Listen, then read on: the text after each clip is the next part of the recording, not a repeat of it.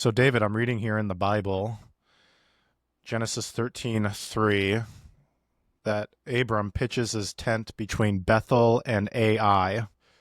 So, what does it mean to be stuck between the house of God and artificial intelligence? See, that's not what AI means to me. AI has something to do with cattle and their reproductive systems. So I don't know what you're talking about. Oh, okay. Well, you can go either. You can go either direction. They're both artificial, though. That's exactly right. Pitched his tent between Bethel and AI. Yeah, okay, so now in all seriousness, so Bethel? We've got later.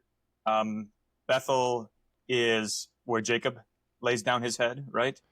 The house of God. Yes. It's not Bethel right here. It's not yet Bethel, but they're No. identifying it as Bethel. So the name properly at this point would be Luz, Okay. right? Okay. But it is significant that Moses calls it Bethel. Yeah. Yeah. And then AI, all I'm thinking about with AI is that's a battle that the people of Israel lost in Joshua after they conquered Jericho. They lost in AI because Achan had stolen the stuff from Jericho. Yeah, so they lose, and then they do win in the next chapter. Yeah, right. So, yeah, so I think it's because. Go ahead. I was going to say the names, just to read this allegorically, if you will, because he is pitched between the house of God, and then I means a heap of ruins. Okay. Yeah. So I mean, this is where life is lived, right? We're stuck between the house of God and a heap of ruins. This is excellent. Okay, we could tease this out a long way, but just right from those initial thoughts, I'm thinking about how these two cities have significance. One for Jacob, is his transitional point for him, right? He's in the land in between the lands, and then similarly for the people of Israel, they've not yet occupied the land, and in fact, it's a time of testing for them, as the wilderness always is, right? Mm-hmm. Yeah. So we get that wilderness journey repeated throughout the Old Testament again and again and again. And the prototype is Abram with his journey to Egypt. So now he's coming out of Egypt, right, back into the Promised Land. Yeah, let's tease out all of these places. So you've got Egypt, you got Bethel, you've got Ai, and then you've got Mamre, where the oaks are, and then you've got Hebron, which again, there's another name that's not technically Hebron yet. It would be Kiriath Arba. Probably at this point. It's only later that it becomes the sanctuary city of Hebron. So you could do a lot of theology here with just the places, and of course the garden. So you got Eden with Lot. Yep. How about the Negeb? That's just a generic term for like the Southland, right? The Negeb. Yeah, and it's a desert which was prone to flash flooding. And so you see this in the Songs of Ascent, talking about the streams of the Negeb and a garden growing up, because what happened was it's a desert, but then all of a sudden you get a river that just pops up out of nowhere after a big flood, and then everything becomes green for a little while. And that's what they're praying for in the Songs of Ascent. That's so interesting. I mean, that fits hand in glove with, daily provision, right? Daily bread. You would expect that God would take his people to a place where they don't have to rely anymore on like the daily provision. But there's something here about like, well, things do need to happen in these seasonal ways where there's going to be a time that you could anticipate the land not being fruitful. If that rain didn't come, it would remain a desert. Would you like to take a position on life insurance? No, although I should. So here's what I've always thought about life insurance. This is not a theologically informed. This is just like intuition. My intuition. It feels like we're placing a wager that I'm betting on somebody's death. So I buy a life insurance policy on my wife, and I'm betting that she's going to die. And that when I frame it in terms of gambling, it sure seems like a bad idea. So is there a difference between betting on your death or betting on someone else's? Yeah, there must be. Oh, this is good. So yes, I want to think that through. And let me just add this other thing to the equation, because when you're pitched purchasing life insurance, it's framed as anything but a gamble. Instead, it is we're just dealing with a catastrophic situation here, and you would want your loved ones to be taken care of. In fact, it's your responsibility to take care of your loved ones in the case of your death, right? So if you don't buy life insurance, here's how the argument goes: by the life insurance providers, you are neglecting your responsibility for your loved ones, right? Now, to your point, it's like I'm gambling. I'm placing a bet on my own death. That would be one way to talk about it, I suppose.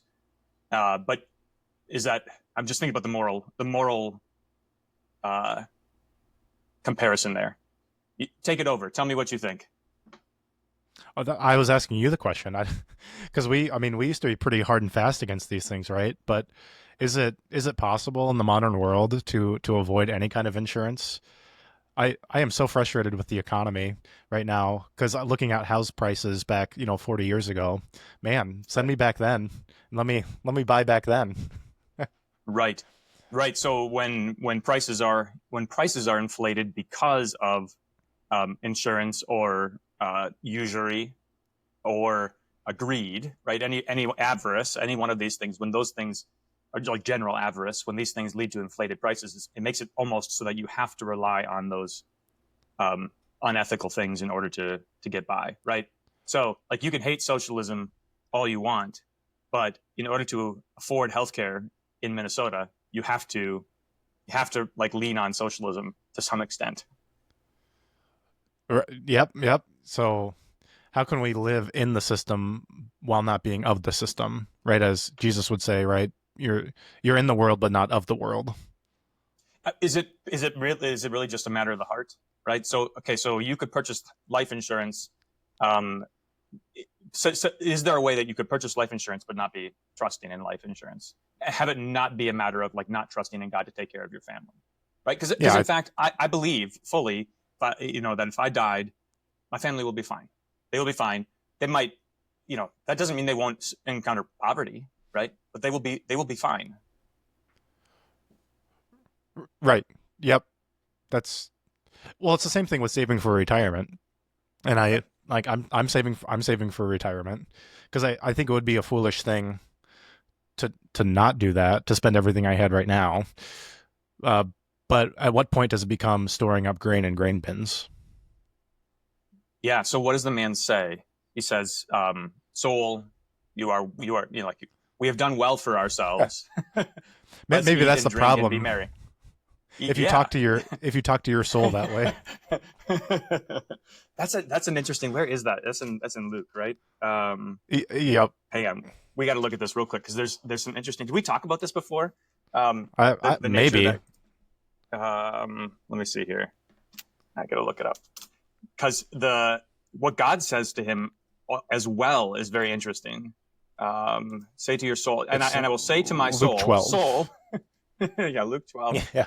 I will do this. What shall I do? For I have nowhere to store my crops. I will do this. I will tear down my barns and build larger ones, and there I will store all my grain and my goods. Maybe that's one part of it. It's like heaping up treasures, storing up treasures is one thing, right? Because so Abraham is wealthy. He was very rich in livestock, in silver, and in gold.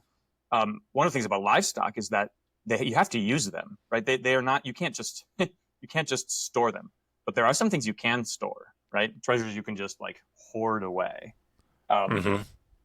So he said, I will say to my soul, you have ample goods laid up for many years. Relax, eat, drink, be merry. Maybe it's the relax bit that is the problem there. Fool, this night your soul is required of you, and the things you have prepared, whose will they be? And that's throughout Ecclesiastes and Proverbs, right? So why do you're laboring so hard for something that's going to be handed over to somebody else. And if you think that you're going to keep this for all perpetuity, then you're going to be suffering a grave disappointment, right? Right. Yeah. I want to compare Abram with, Lot, but also the men of Sodom, because they all have wealth. And what you see this is a real life proverb of what happens when a wise man has wealth, and then Sodom has the they have the choicest of the land. They have the most rich land, and look what the foolish do with all those riches. Yeah. How does the proverb go about the wealthy man who is righteous? The city rejoices when the righteous man is wealthy, right? Something like that. Right, right. And is it in Proverbs? I mean, some of these things we probably got from Benjamin Franklin, but a foolish man with a bunch of money is like putting lipstick on a pig. Yes, that's right. Yeah, I mean, yeah. it's Okay, so there's an element there clear in the parable, right? Because it's like if you are storing up treasures for yourself so that you can just kind of quit life, by which I mean like neglecting the command, say that Peter gives, the end of all things is at hand, and so show hospitality, love, pray, and serve, right? Serve. So if you store up wealth so that you can quit serving people, instead you can be served, then you've got a problem. how are you going to retire? What do you mean by how? You mean like how am I going to afford retirement? No, no, Or no, what am I going no, to do in retirement? no. I'm not asking about your pension plan. I'm asking, what do you like? What are you going to do? Because I do see a danger. Like when pastors retire, it seems like it's either they don't retire at all, or they just quit everything altogether. And there's got to be a happy medium, right? Yeah, I was thinking about this just last night as I was preaching on 1 Timothy 3, and Paul talks about overseers and deacons. And when John Gerhard writes his commentary on this, he notes, yeah, he raises the question, why doesn't Paul address the presbyters? And he's just kind of interested in these different categories of pastors. And so I was just trying to do a little bit more digging. It's never been clear to me what's the difference between overseer, presbyter, deacon, shepherd, pastor. And I was reading this article by James Jordan, who was pointing out that clearly in the term elder, there's something about age, right? This is not just like you should. In fact, James Jordan made the claim. He's like, nobody under the age of 50 should be called an elder because you're not by definition. So I was thinking about that in terms of like what an old pastor has to offer, and it really isn't doing the things that require youthful energy and zeal, right? Because this is one of the hazards of being an old guy, is that you can really temper the zeal of the young men in a way that is problematic, if you're meddling. But what an old man can do is provide wisdom and counsel.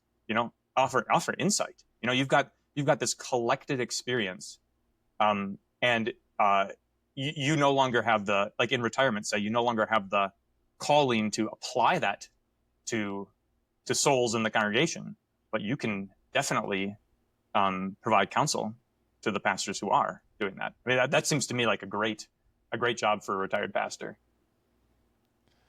Yeah, and provide stability, right? So if you got the old man strength, and then the younger guys have the quick firing muscles, and you need both if you're going to be strong overall the body. Yeah, right.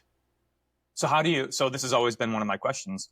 How do you avoid, as you grow older and your pastoral tenure lengthens, how do you avoid becoming all the things that you should not be as an old man? How do you avoid that? I'm playing that through. So how many years? You're 4 years out now, right? Almost 5. Almost 5. Yeah. Okay. And I'm coming up on 11, and which feels like a really long time already. But then you hear about guys who've been out for 30, 40 years, and it's like, okay, that's nothing, right? It's chump change. Right. But at the same time, you also know this too. Like just think about the number of lessons that you've learned in the course of a short span of time. It's just like it's a really steep learning curve. Yeah. Yep. It is. And some things you can only learn via experience. You can learn from other people's mistakes and the good stuff they did too, but part of it is you just got to go make your own mistakes, and hopefully they're not too drastic. Right. Yeah. Huh. Interesting. How did we get there? How did you? Get us We're talking onto about retirement. wealth. We're talking Oh about yeah, wealth. that's right. How am I So, going to retire? Yeah. because there's a bunch of wealth here in Genesis 13. So you got to acknowledge it's all a gift from God. But if you gain it, what does Solomon say in Proverbs? He's like, better a little that the righteous has than the fool has as much, or like a unrighteous gained wealth doesn't do you any good, right? We all talk about wanting to win the lottery. Does that ever work out? Right, right. I'm thinking then about how James addresses the rich. Weep and lament, you rich. Or so what is it there? I mean, the thing that makes a person rich, or makes a person evidently rich, is that they are lavish, right? So it's the rich man in the parable of the rich man and Lazarus, right? So compare the rich man in that story, and Abraham shows up in that story too, doesn't he? Abraham receives Lazarus, and the rich man does not. Here, Abraham is with his nephew Lot, and given the opportunity to enrich himself, that's not what he's pursuing. He's like, Lot, you choose where you want to go, right? That's a big difference. That's really good, because of course the name of the man in that parable, Lazarus. By the way, that's the only parable in which Jesus gives a character a name. Oh yeah, So that's pretty interesting. it's pretty significant. Now, the Hebrew equivalent of Lazarus, you remember? No, hang on, Lazarus. Shoot, no, I don't have it. Eleazar, Ah, okay. who of course Abraham thinks that's going to be my heir until he has Isaac. Huh. Okay. Keep going. So what's the significance then in the parable? So the significance is, in Genesis, Eleazar, Lazarus, is rejected from being the heir. He's just the servant. So you could say he was poor because he didn't get the inheritance in Genesis. But then in the parable in Luke, it's reversed, where now you have Eleazar, Lazarus. He ends up in Abraham's bosom in heaven. Okay. Good. That's really good. Man, the Bible's great. And of course that name means the Lord is my help, which fits Right. which fits right into this idea. It's like, it's not. We've always said this, and we meant it, right? Riches aren't the problem. It's like, it's the love of money, and that's true because you have Abraham very rich, Job very rich. The challenge is, for as many righteous guys who are rich, how many are unrighteous? What's the ratio? Like 100 to 1? Yeah, right. Huh. And boy, it really is. It is not, as Paul is so often misquoted as saying. It's not that money is the root of all evil, right? It's the love. It's the love of money that is the root of all kinds of evil. And it's notable because, of course, at the same time that the Proverbs are full of warnings against inordinate desire for material things, it's also full of warnings against sloth and you plow your fields in the season, otherwise you're not going to have anything when it's time to harvest, right? I thought about that this morning because we were recording this a little bit earlier, so I had to get up earlier if I wanted to get my run in this morning. And so when I was contemplating sleeping in, I thought, no, Solomon told me not to be a bum. There you go. I said this to my kids last night. Well, I didn't quote the Bible, but I quoted Benjamin Franklin. Early to bed and early to rise makes a man healthy and wealthy and wise. It's a nice little round that you can sing with your kids. It's great. Or the alternate ending to that is makes them stupid and blind in the eyes. Which one is true? The way that my kids were looking at me last night, they believed the latter and not the former. Okay, that's good because you need sleep. So, how many hours a night do you sleep? I need 8 hours of sleep.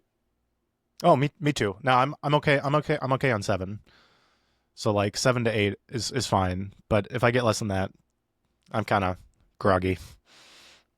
Yeah. Likewise, I'm not firing on all cylinders.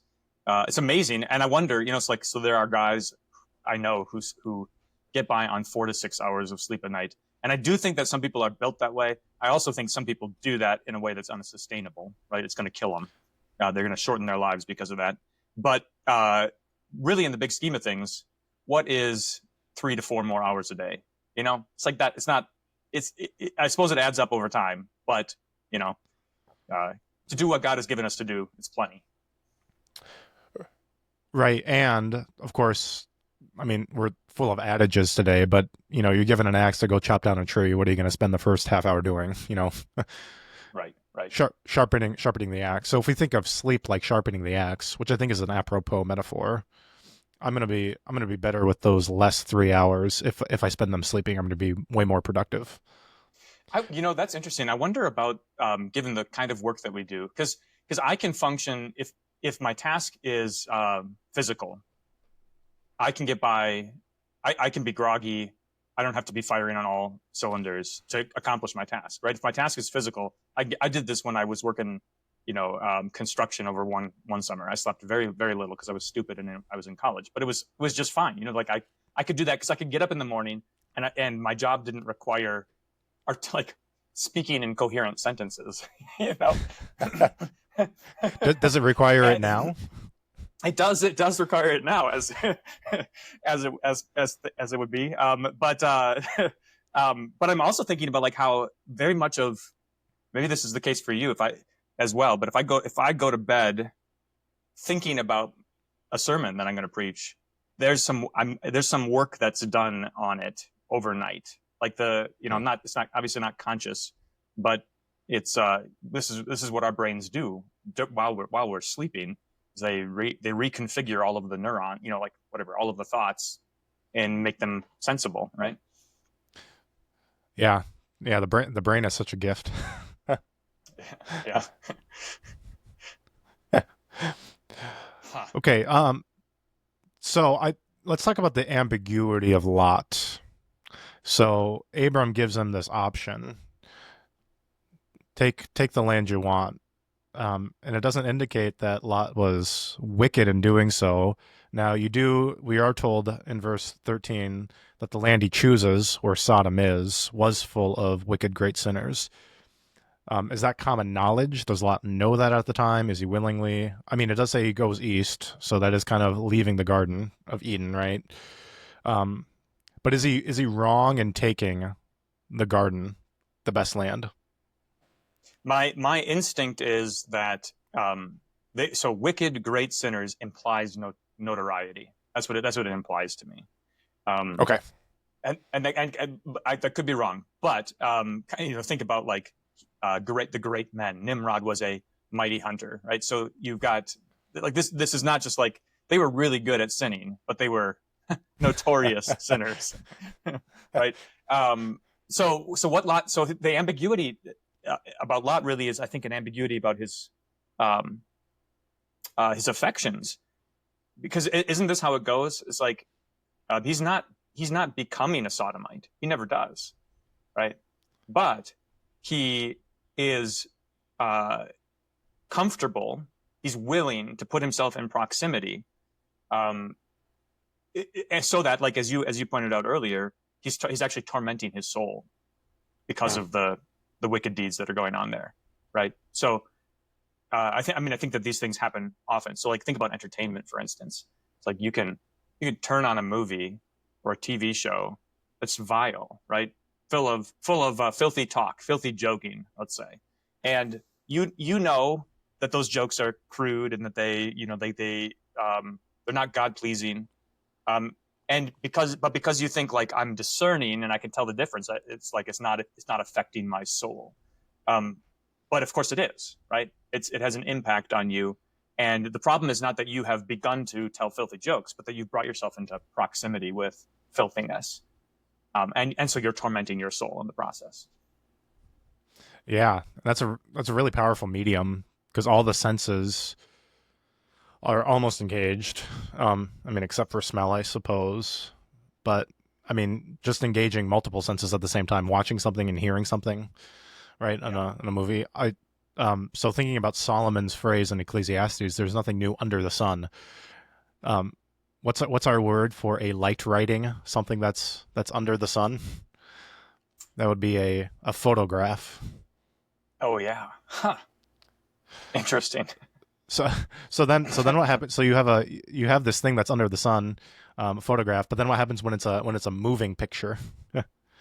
Very, very powerful medium. So might not be new, but it is affecting us in a new way. Yeah. The capacity for moving pictures to distort reality is tremendous. I was thinking, I've been doing a little bit of work. I haven't gotten very far, but thinking about aesthetics. And Aristotle starts by talking by like essentially saying art is imitative. It's imitative by definition. If it's not imitative, then it's not. Like, what are you doing? That's how he begins. And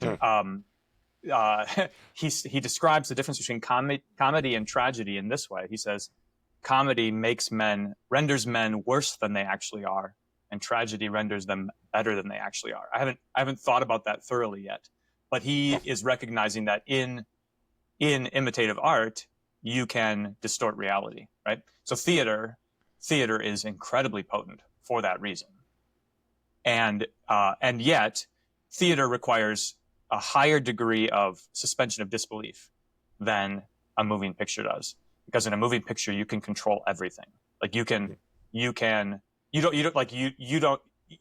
your head, and you're not like looking at the rest. Looking at the stage-hands moving the levers, right? It's all there. It's all encapsulated on the screen, right?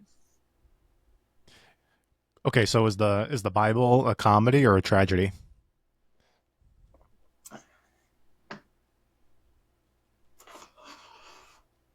I mean, okay, not by those definitions, it's neither, right? It presents things as they actually are. It has comic and tragic elements, right?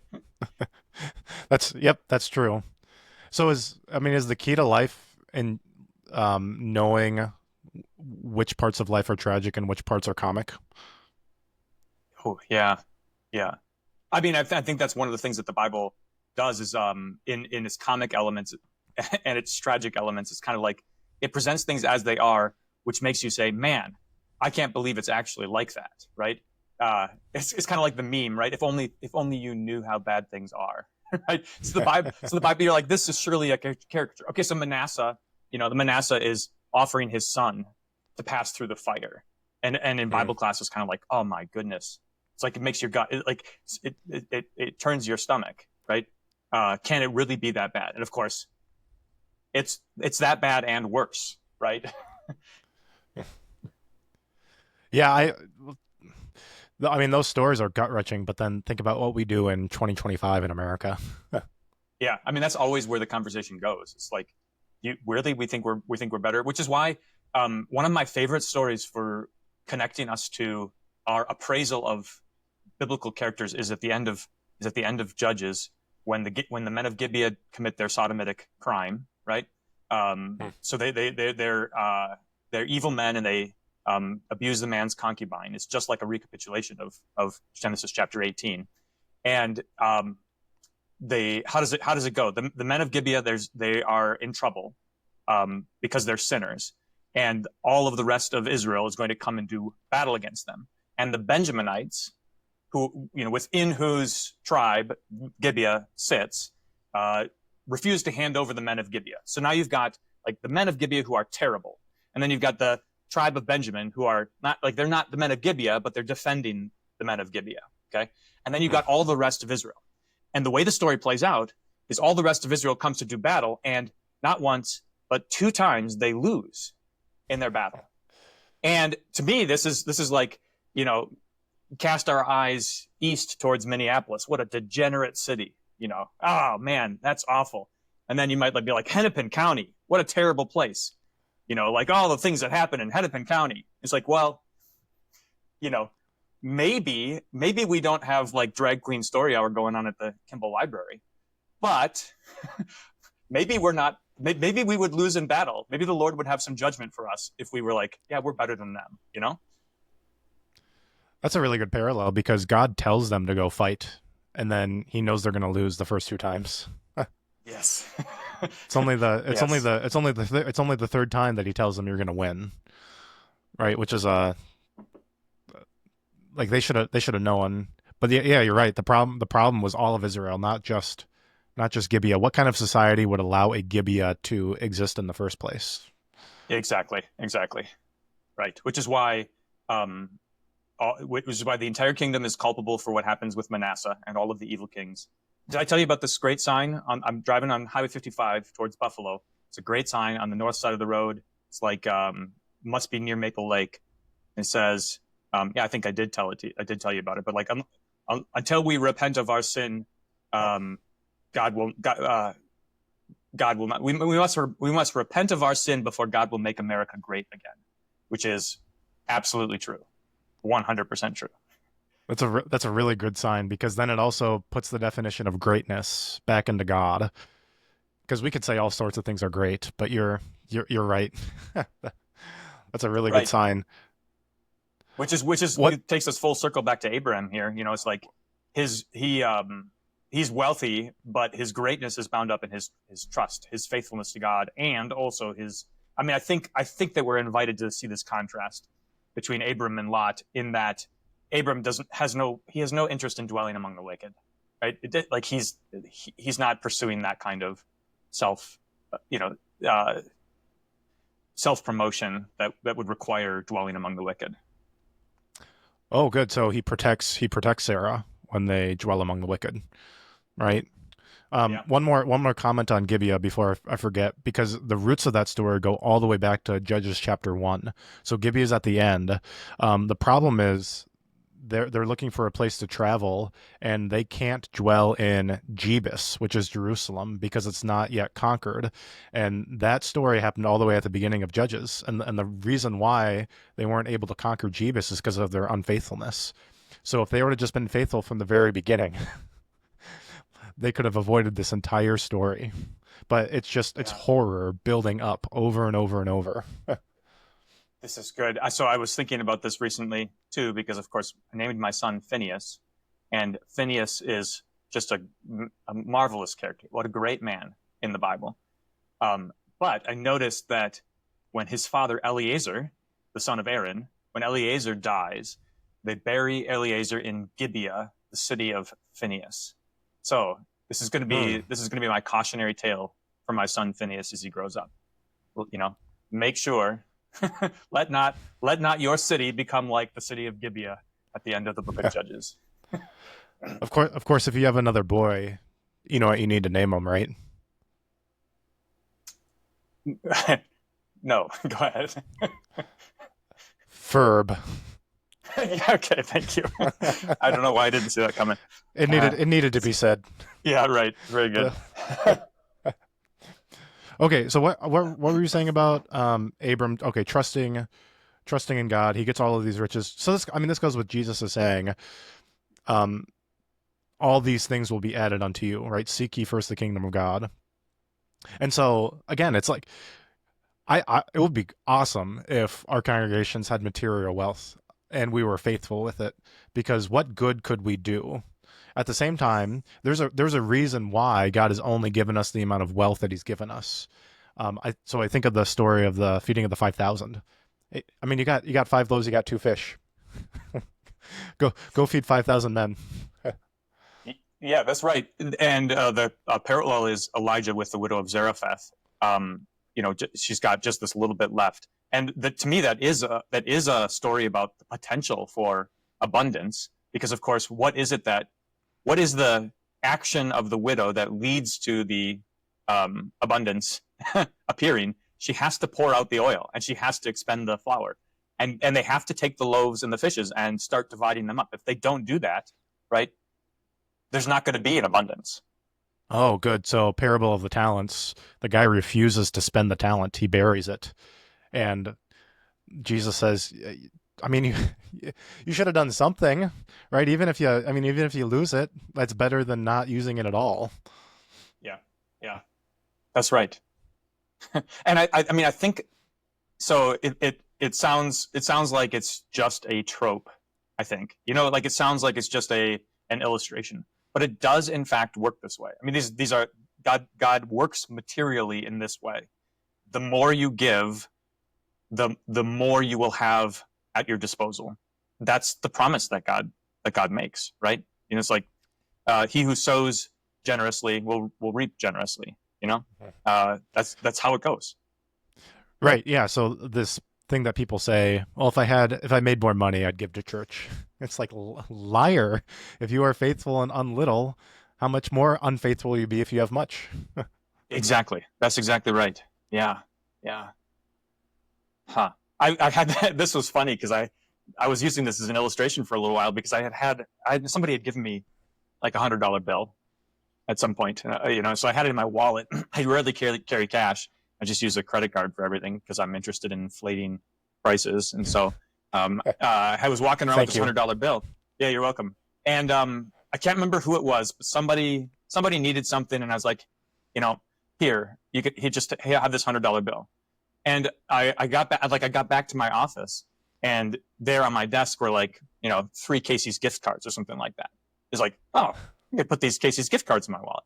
And then like I handed those off to somebody else, and then like I got back to my office again, and there was like another $50 sitting on my desk or something like that.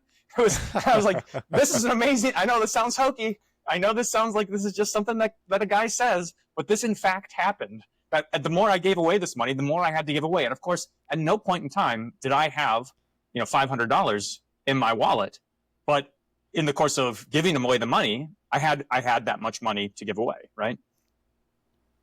That's really cool. I don't know if I believe the story, but that was inspiring.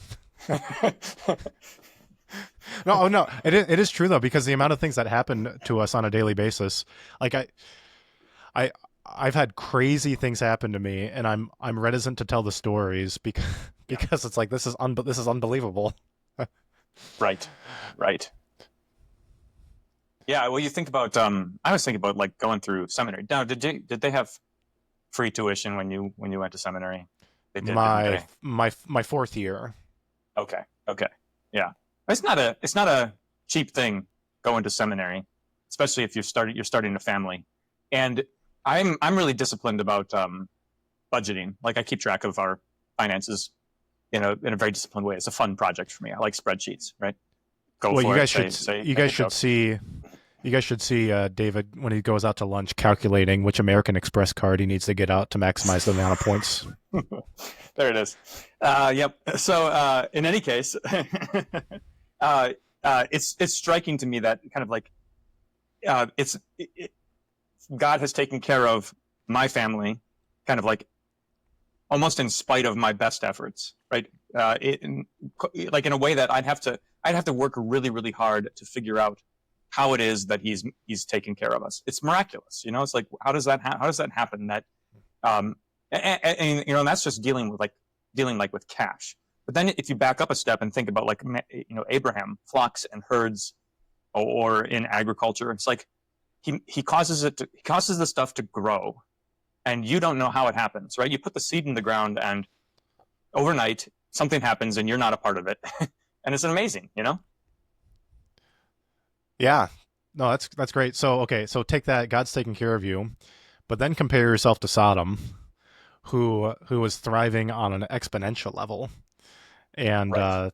So Psalm 73, which is the big boy mature psalm. When I look at the wicked, it's exhausting considering how much the wicked have. Of course, that's a paraphrase. Real quick on the structure of the Psalter, though. So this is the beginning of Book 3. And, of course, there's 150 Psalms. So 73 is about right in the middle. And it's always helpful to compare and contrast every Psalm with Psalm 1.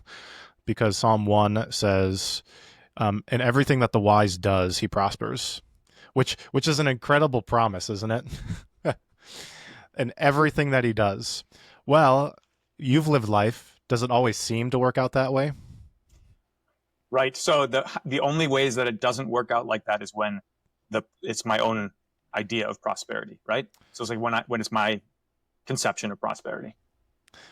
Right. Exactly. Right. But again, if we put the goodness in God, then it's always going to be true. I'm reading a book by Peter Kreeft now. He's always really insightful about Ecclesiastes, Job, and the Song of Songs, and I'm on Job, and the problem is the problem of evil, and so you've got a number of premises that you've got to tease out, and so one of the questions is God good? And that's worth asking. And of course, the Bible's answer is yes. Now, what you have to do, though, is you have to realize that God's goodness is going to be a little bit different than our goodness. Of course, we are made in his image, but just as a dog's goodness is different than a human being's goodness, because it's not evil for a dog to be sexually promiscuous. That's just how that's how they are, and we acknowledge that, and we're like, so this is why if we describe a guy, he's acting like a dog. That's really insulting. But it's not evil for a dog to do that, but it is evil for a man. Same thing for God, for his goodness.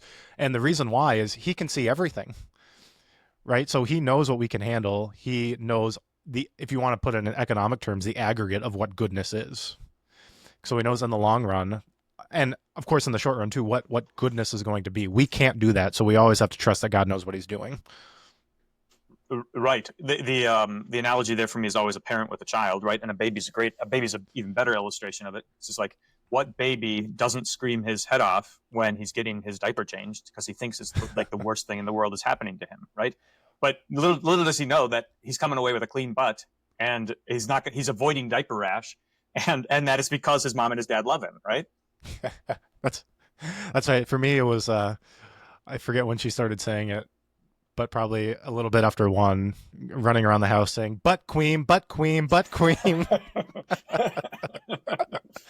That's good. It was like, oh, yep, that's, and it's very. I mean, it's very humbling. It's like, because maybe I tell too many fart jokes, but I mean, that's what kids do. You know, there's a proper time and a place for yelling butt cream, and it really brings you down. It's like my life isn't that serious. That's right. Well, that's so good, because of course, God is concerned with these things, right? God is not. He's not above thinking about the state of your child's butt cheeks, right? He's like, no, take care of those. You know, I care about those too, right? That's good. This is the paraphrase of Psalm 8. What are my butt cheeks that you are mindful of them?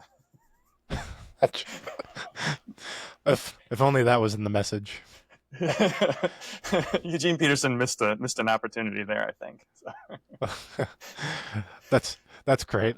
Okay. So are you at Psalm 73? Is that what you were vigorously turning to, or? Well, I was, but I was also at the same time thinking about Psalm 37, which is kind of similar too. Fret not yourself because of evildoers, but go on with Psalm 73. Oh, sure, yeah. So Psalm 73. Verse 3, I was envious of the arrogant when I saw the prosperity of the wicked. So this would be pretty easy to do. If you're Abram, you're looking at Sodom, and it's like, man, the wicked are doing really well. Of course, he's got his riches too, and they're righteous, so that's fine. But how many of us are envious of what the wicked have? And it shouldn't be that way. They don't suffer until death, and on it goes. But the great turning point is verse 16.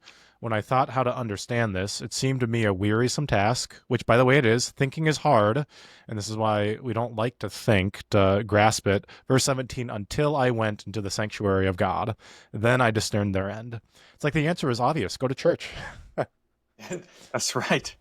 That's really good. Yeah, I mean, that is that's the confounding one of the confounding obstacles to faith, right? Is that it does not seem to pay off. I was thinking about this on Sunday as I was teaching about the bondage of the will in terms of how our life is lived now under grace, and this memory that we have of the flesh pots of Egypt, this memory of the flesh pots of Egypt. So how quickly we turn back to false gods, and the reason you turn back to them is because they deliver immediately. Meanwhile, you ask things of God, and He regularly says, "Wait for me." He doesn't deliver immediately. Whereas what you seek from money, you get right away. You ask and it delivers, right? Yeah. Okay. Great. So Abram, this promise that God makes him isn't going to come to fruition for 430 years. Right. Yeah. So here's the passage from Psalm 37 that is related. Fret not yourself because of evildoers. Be not envious of wrongdoers, for they will soon fade like the grass and wither like the green herb. Instead, verse 3, trust in the Lord and do good. Dwell in the land and befriend faithfulness. Delight yourself in the Lord, and He will give you the desires of your heart. Right? This is Abraham. Wait, because whatever you obtain, Lot, whatever you obtain now, and maybe I shouldn't be so hard on Lot, but it does seem like he's after He's after the life that the men of Sodom are living, if only he could have it without their wickedness. And the point is, no, you can't, right? You can't have it without their wickedness. Yeah, so that last verse you read of Psalm 37 is one of my favorites, right? Delight yourself in the Lord, and he will give you the desires of your heart. Of course, the desires of your heart is the Lord. That's right. That's right. Yeah. Huh. And this is, this is, go ahead. I was going to say, like, circular reasoning is very frustrating, but once you get into the circle, it makes a lot of sense. Yeah. Yeah. And as you think about like the absolute promises that Jesus makes concerning prayer: ask and you will receive, seek and you will find, knock and it will be open to you. Whatever you ask in my name, the Father will give to you. And if you're outside that circle, like if you're outside the circle, you're like, well, but clearly I'm not getting what I want. Clearly I'm not getting what I want. He's lying to me, which, boy, that is unbelief, right? If you think that Jesus is lying to you when he says, ask and you will receive, then yeah, you're an unbeliever and you're not going to ask and you're not going to receive. But once you recognize that the desires of your sinful flesh are not good for you, and that the desires of a redeemed heart are in fact exactly what God wants. Once you content yourself with saying, Lord, you know what's best, so help me to want what you want, then that promise that you can ask in his name and he'll deliver it is the most reassuring thing. It's almost like you don't even have to say that now because it's so obvious. Yeah, of course. And if you're not getting it, you're clearly not asking in his name, right? If it's that torn up for you, yeah. So the presuppositionalists are right again. Oh man, what a bummer. Yeah.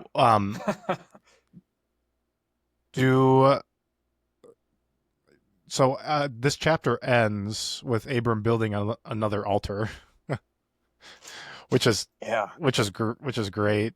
This is the third altar that he's built so far, and it happens at trees, so that's significant. The oaks of Mamre, which seems to be that's a guy, right? I mean, maybe it's a place, but there's got to be a guy named Mamre. I was reading Luther briefly on it, and that's what he said, and he's infallible. If we hear Mamre in any other time, I mean, it's becomes this burial grounds, right? That's where Sarah is. Interesting. So in Genesis 23, Abram buried Sarah, his wife, in the cave in the field of Machpelah, east of Mamre. That is Hebron. Okay, so it's identified as Hebron. I didn't realize that. Okay, it's not just near Hebron, but it is Hebron, which is the city that gets given to Caleb, right? That's Caleb's city after the conquest. And then of course it becomes a sanctuary city, the most famous one that I know of, which is really rich theologically. You tease that out, manslaughter. Guy runs there. He's protected until the high priest. He's not allowed to leave until the high priest dies, which is so rich. The whole Bible is Christological. Yeah, with the death of a high priest comes a change in the law, right? That's Hebrews. Yeah. Yep. So, is this why Hebron? So these are the roots why this place is set up as a sanctuary city, all the way back to here because of Abram's faithfulness. Yeah, interesting. Maybe. So I'm just doing a word search here, right? So in Judges 1, just like you were talking about, the Benjaminites did not drive out the Jebusites. The verse just prior to that. So that's Judges 1:21. They didn't drive out the Jebusites. 1:20 is, and Hebron was given to Hebron was given to Caleb, as Moses had said, and he drove out from it the three sons of Anak. So Hebron is the city of faithfulness, faithfully fulfilling the command. And Caleb, I think the way it goes is Caleb give me a city, Moses. I need a city. And he's like, yeah, you have to conquer it, right? And he does. And he drives out the Anakim, right? And meanwhile, the Jebusites are too much. for the people of Benjamin. That's right. Yeah. Well, I can't wait till we talk about Melchizedek. That's gonna be, and that's holy smokes, that's next chapter. It's, Oh it's coming man. up pretty quick here. Yeah. Yeah, because Do you speaking think? about Do you think? Jesus and Jerusalem. Yeah.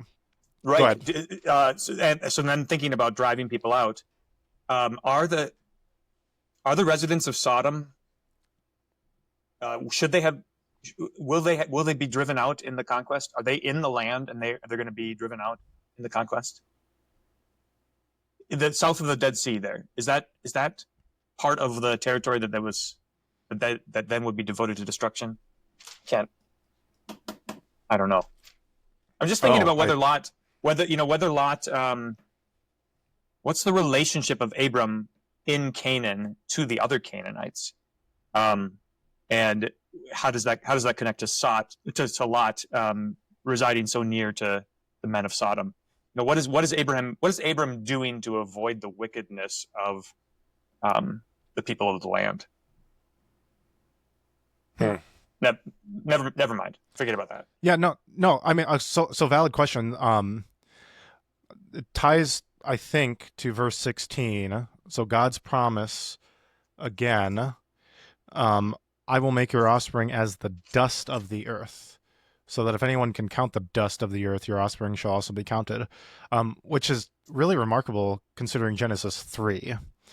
That the curse to become dust. Right? And the serpent is going to eat the dust. Yeah. But so that curse is turned into a blessing for Abraham with the dust. So he's got to live among the dust, but for him the offspring become a good thing. Yeah. So he lives among the land, but I mean the key is obviously faithfulness. He's willing to sacrifice his own son. Right. So this is interesting because the next verse then after that promise about the offspring is this instruction: arise, walk through the length and breadth of the land, for I will give it to you. So he's just kind of patrolling the land that will in the future belong to him. Right. Hey, what's grinding your gears? So when a pastor says that God changed Saul's name into Paul, that really grinds my gears because it never happened. You know, you familiar with the Mandela effect? You ever heard of that before? Yeah. Remind me of what it is. So it's anytime seems to be like this collective misremembering of things. So like for a while, like all kinds of people believed that they had heard that Nelson Mandela was dead, and he wasn't, right? So, and there was a movie right from the 90s, right? Yeah, that people recall. So here's a good one. What in Star Wars, The Empire Strikes Back, what does Darth Vader say just after he's chopped off Luke's hand, and Luke is about to scream? No. What does Darth Vader say? Right. Well, I mean, I know, but the Mandela effect is Luke, I am your father. Yeah, right. So everybody believes he says, Luke, I am your father, but he actually says, no, I am your father, right? Okay, so same thing here. Everybody's like, Saul, also known as Paul, God must have changed his name. It never happened. It never happened. Don't say it. God did not change his name. It just says that he was also known as Paul. Period. Full stop. Do you think there is any significance to the name, the dual name? So I had always thought, and I don't know, I think I tried to verify this at one point, but it always seemed to me that this is a Lucan thing, because it happens in the book of Acts in chapter 13 that he switches from calling him Saul and then begins calling him Paul after he's said, Saul, who was also called Paul, filled with the Holy Spirit, looked intently at Elymas the magician, right? So at that point, from that point forward, Luke calls him Paul. And it's kind of like how, at one point, I don't remember where it is, Luke changes from the third person to the first person in the book of Acts when he joins in the journey. And it just seems to me to be Luke paying attention to the context, because I so here was what I thought is that Saul is a Hebrew name and Paul is a Greek name, and so as you move into a Greek speaking territory, he's going to use the Greek name, which would make sense of like Paul when he's among the Greeks, he's going to address him, he's going to call himself Paul, is a Greek name. So that's always how I've understood it. Okay, I do because I really I think there is significance to his name changing, at least what he's called. So whether or not God did it, maybe God did, and he did it through Luke's writing. Maybe you could approach it like that. No, I'm not going to do that. You're okay. You're not gonna do that. Okay, I'm sorry that you don't believe in the Bible. Point taken though. So the words do matter. So there is more to the story, but Saul does mean to ask for, right? And or to pray for, and then Paulus means small one. Good, and if you were to draw a connection to his namesake, right? Saul of the Benjaminite of Gibeah, right? He's from Gibeah. Just to bring things full circle, that's significant too, right? So Saul the king is self-aggrandizing and proud, and Paul is glad to be little. He's glad to be a small one. Yeah, so maybe Paul, he takes that name onto himself as to humble himself. Yeah. I wonder. You know how like the Pharisees are evidently in the dark about the fact that the people of Israel were slaves for 430 years. No, we've never been slaves of anyone. I wonder if there would have been a similar kind of like, yeah, my name's Saul. Well, I mean, you're an Israelite and you name your kid Saul. You're probably thinking about King Saul, and so it made. I wonder what they said about Saul, how they told the stories about him in such a way as to make him an imitatable figure. Well, do you think they actually knew the story when they named him that? Maybe not. Yeah. I don't know, because they're like, oh, first king. Oh, that's got to be good. It's kind of like when we call people troublers of Israel, and we think it's an insult. Yeah, that's right. Okay, Ahab. That's right. Like Elijah is the trouble of Israel. Like that's a good thing to be called. Yeah, that's right. Yeah, so I do wonder what their collective memory is, because we lament this all the time. Biblical knowledge is really insufficient across the board. But my question is, has it ever been sufficient? Yeah, that's fair. You think about at the time of the kings, like Josiah uncovering the book of the law, or it's like, oh, wait a minute, they forgot to do the Passover. So that's another one I want to look at more carefully, because I just realized this recently. It says, hang on, I know exactly where it is. I thought the same thing, that they hadn't celebrated the Passover for many years. When I read it more recently, it seems like it says they hadn't celebrated a Passover like this in many years. Well, okay. No such Passover had been kept. So it's a little ambiguous to me. Does it mean no Passover had been kept, or no, the Passover had not been kept in this way for many years?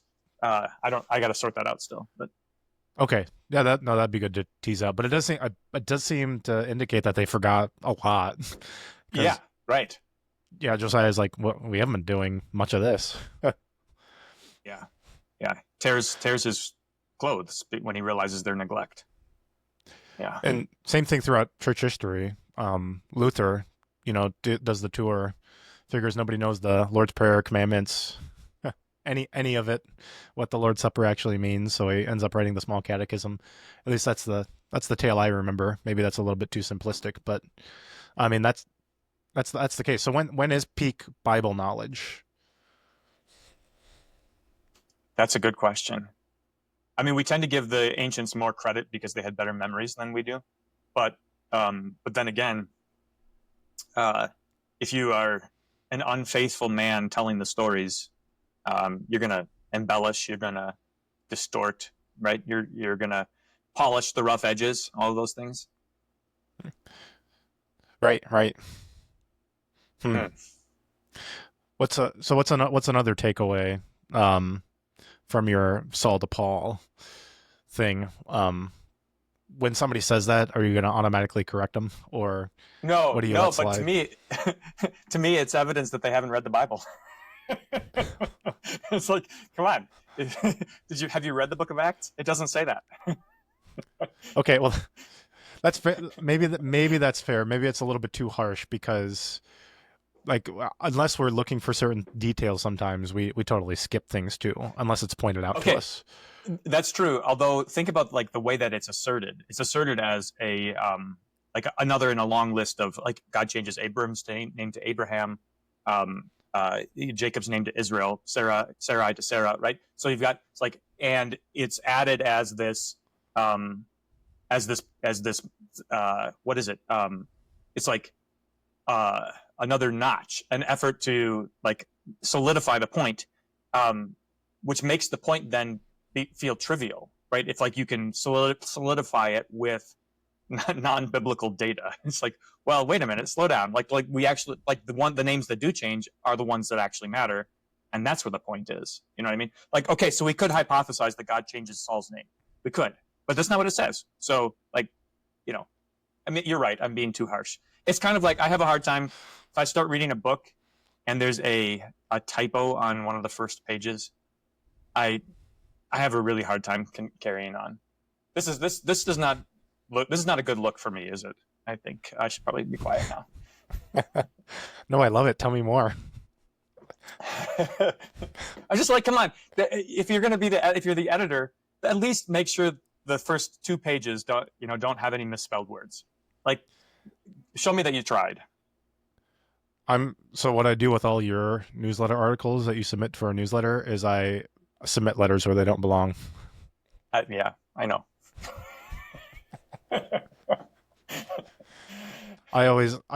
Anytime you use the word there, I change it.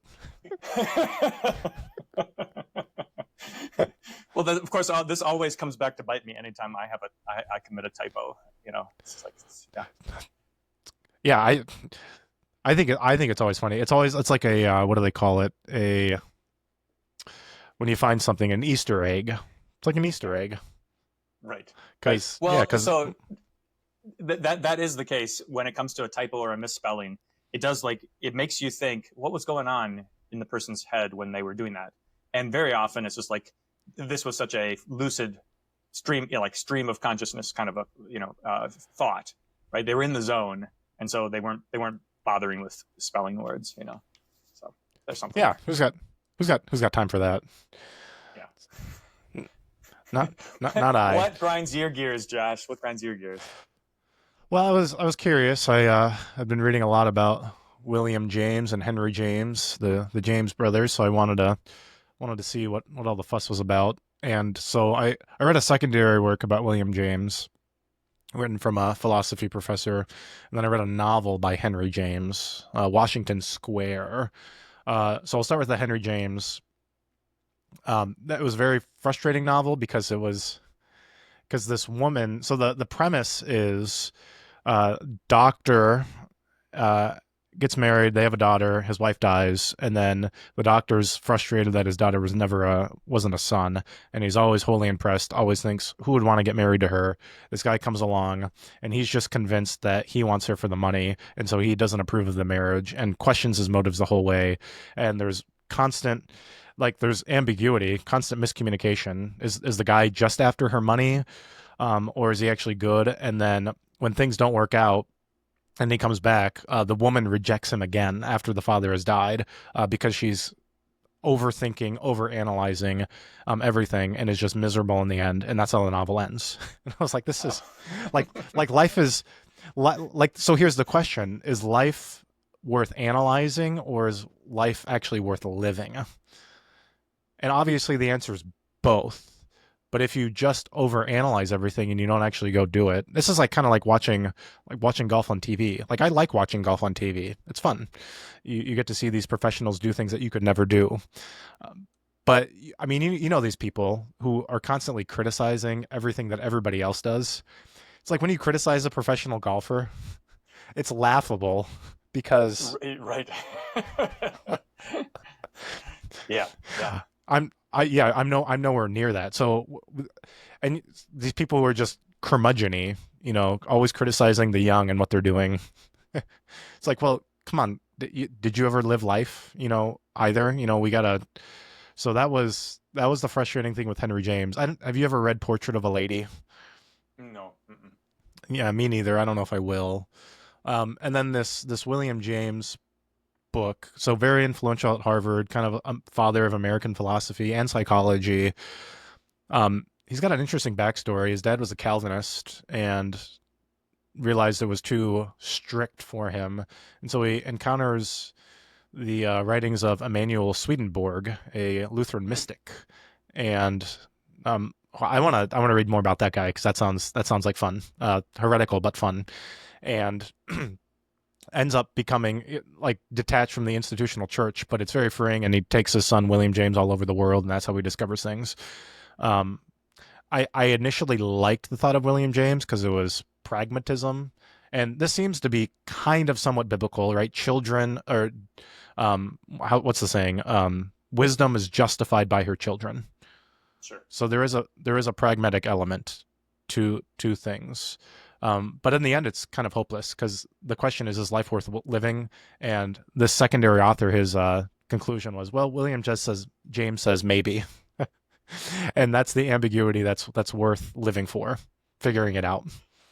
So William James comes up in frequently in this book that I'm reading about psychedelics, because the guys who are the author is comparing the description of psychedelic trips to mystical experiences, religious experiences, which was one of the fields that William James studied. And it seems to me, just in the brief exposure that I've gotten to James in this book, that like he believed in religious mystical experiences and was chasing them essentially. Like, I want to have that kind of transcendent experience, which is making me think about Pentecost. So tell me based on what you read about James how this fits together. To chase kind of transcendent experience is anti-life, and because there's no substance, there's no content there. So the Pentecostals chase mystical experience without content. Pentecost consists not in mystical experience, but in the proclamation, in the preaching of Peter, the very specific and, in fact, indicting message that Peter preaches, right? And everyone heard intelligibly in their own tongue. One of the characteristics of psychedelic experiences, and probably true of religious mystical experiences generally, is that they are ineffable. You can't describe them. You can't find words to describe them. And this is the thing about the Christian faith, is that it is there are words for it. We have words to describe it. And in fact, the words are more than adequate. They are sufficient, right? They get the job done. Yeah, so that's very true. So yeah, it's rational. Also, there also is a element a little bit, so I don't want to discount it too, because the peace that passes all understanding. So there is an element which you can't describe, but that's not the only piece. So it's not just a transcendent dental experience that you can't describe. Do you think there'd be a difference between you can't comprehend it and it's inarticulable? So, for instance, when Paul says, "Oh, the depth of the riches and the wisdom of knowledge of God, how unsearchable are his judgments and how inscrutable his ways," he's talking about something very specific that can be described. It's just that you can't comprehend how it could be true, right? It's like that the Gentiles are included. That's a very basic proposition. That's not a difficult thing to describe. But how that could be true, well, that's in that's in the mysteries of God. That's beyond understanding. Does that make sense? A distinction between what can't be comprehended and what's articulable, right? Yeah, that makes sense. I mean, this comes up with Jesus and Nicodemus, because he's clearly articulating it, but he just doesn't get it. Right. Yeah, so this is my body, this is my blood. Nothing could be plainer. Nothing could be. Those are simple words, but how that can be is ineffable.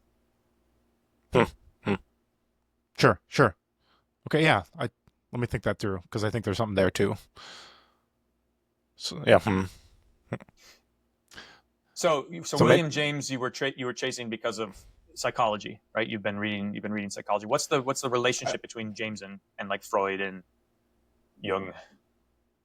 oh, that's a good question. I'm not smart enough to answer. Initially, I actually started because of philosophy, and I think this is really telling too. They're not. I don't think we should divorce the fields. Like it kind of drives me nuts when people say, "Oh, we should go ask the biologist about this."